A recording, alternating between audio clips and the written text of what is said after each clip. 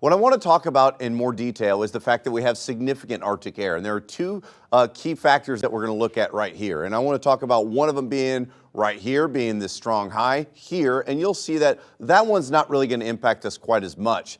But it's this one right here that really dives down. This is the bigger one here. And as we look at the main flow where these storms are, what we're going to see is the progression further south of where this high goes. That's going to make a difference on how far that storm continues to impact us here. Now, we're going to be talking about some sort of snow, I think, as we head into the weekend. Right now, you'll see where the core of it seems to be to the south. I don't want to advance it any further because I don't want you to get some idea about how much snow we're going to get. The storm track still remains in question, but what I do think that we're seeing is temperatures are going to be very cold.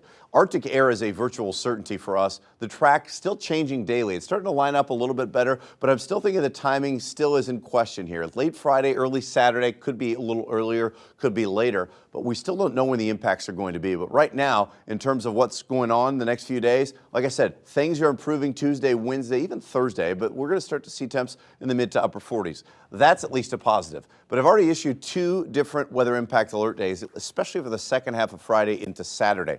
We're talking about serious Arctic air where our temps are going to struggle. In fact, this may be the first part of the day and our temps plummet the rest of the day. So we've got about a 36-hour period where you're somewhere in between where a lot of that, I mean, you're talking about serious cold air. And that's what we're going to highlight here as we talk about the serious Arctic air that's in place. Both of these days, as we continue to look at temps at 13 down to 5, those are the days that I'm highlighting for significant cold air, and that's what we're going to watch out for here and talk more in detail. But I'm thinking about 15 to 25 below wind chills, not out of the question in some cases. So, yeah, at times we're going to be more significant, and that's something we're watching, and especially in the next half hour on a 5+ app.